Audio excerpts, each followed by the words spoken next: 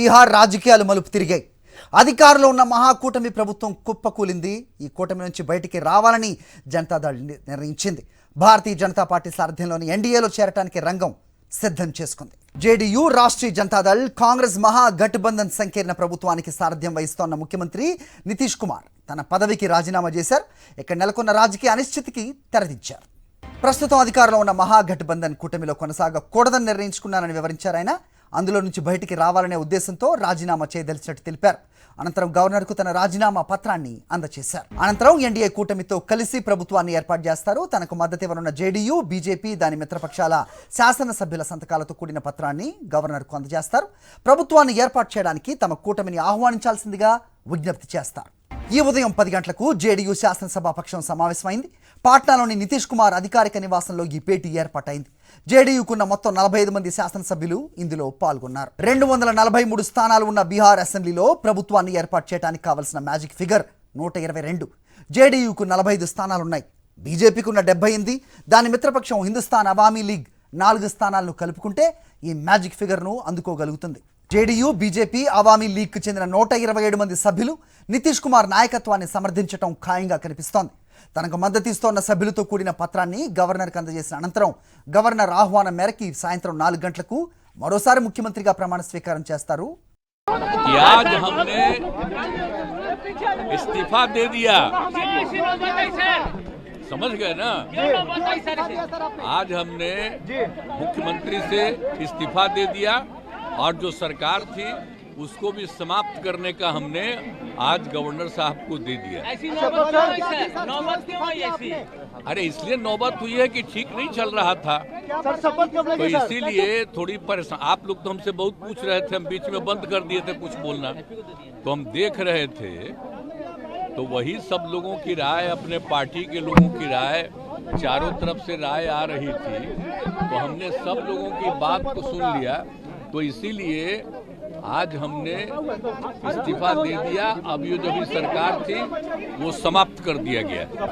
आज हम लोगों ने दे दिया, अलग हो गए।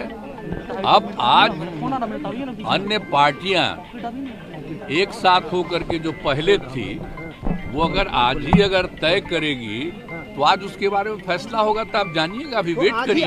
ఇదే అంశంపై మరిన్ని అప్డేట్స్ మా కరెస్పాండెంట్ వెంకటేష్ ఇస్తారు. వెంకటేష్, చెప్పండి, 4 గంటలకు ప్రమాణ స్వీకారం చేయడం ఖాయమేనా? ఏంటి మీ దగ్గర ఇన్పుట్స్?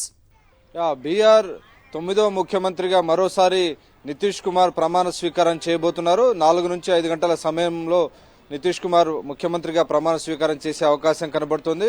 నితీష్ కుమార్ తో పాటు మొత్తం 6 మంది మంత్రులు ప్రమాణ స్వీకారం చేయబోతున్నారు. బీజేపీ నుంచి 2 డిప్యూటీ సీఎంలు ఉండబోతున్నారు. అందులో సామ్రాట్ చౌదరి, విజయ్ సిన్హా. సామ్రాట్ చౌదరి ఓబీసీ వర్గానికి సంబంధించిన వ్యక్తి, అలాగే విజయ్ సిన్హా భూమిహార్ సంబంధించిన వర్గానికి సంబంధించిన వ్యక్తి. వీరితో పాటు శ్రావణ్ కుమార్, ప్రేమ్ కుమార్, సంతోష్ సుమన్, సుమిత్ సింగ్.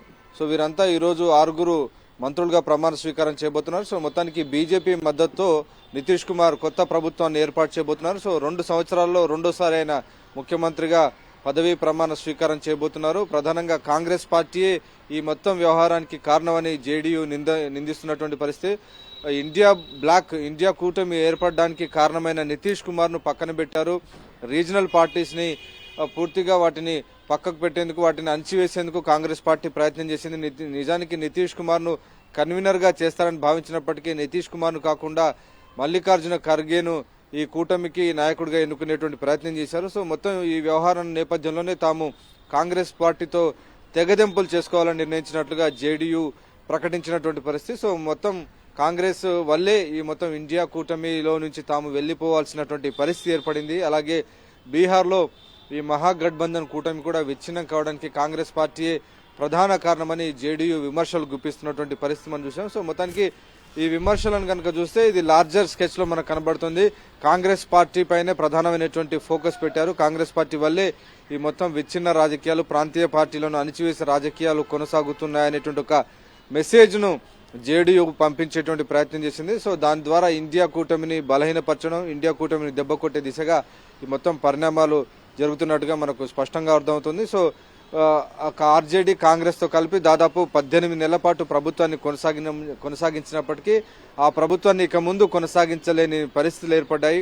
ఆర్జేడీలో ఉన్నటువంటి మంత్రులు తనకు తెలియకుండా నిర్ణయాలు తీసుకుంటున్నారని నితీష్ కుమార్ ఆరోపణలు చేసినటువంటి సందర్భం మనం చూసాం. సో ఈ పరిస్థితుల నేపథ్యంలోనే ఇక ఆర్జేడీ కాంగ్రెస్ కు గుడ్ బై చెప్పి బీజేపీతో జత కలపాలని నిర్ణయించినట్టు చెప్పారు. సో బీజేపీతో కలిసి తన ప్రయాణం కొనసాగుతుందని నితీష్ కుమార్ ప్రకటించినటువంటి నేపథ్యంలో మిగిలినటువంటి ఫార్మాలిటీస్ గవర్నర్ను కలవడం, మద్దతు లేఖలు సమర్పించడం, ఈ ఫార్మాలిటీస్ అన్ని కొన్ని గంటల్లోనే చకచకా పూర్తి కాబోతున్నాయి. సో ఈ సాయంత్రానికల్లా నితీష్ కుమార్ బీజేపీ మద్దతు మరోసారి 9వ ఆయన ముఖ్యమంత్రిగా పదవి ప్రమాణ స్వీకారం చేయబోతున్నారు. దాని ద్వారా వచ్చే లోక్సభ ఎన్నికల్లో బీజేపీ, జేడీయూ మెజారిటీ సీట్లు గెలుచుకునేందుకు ప్రయత్నం చేస్తున్నాయి.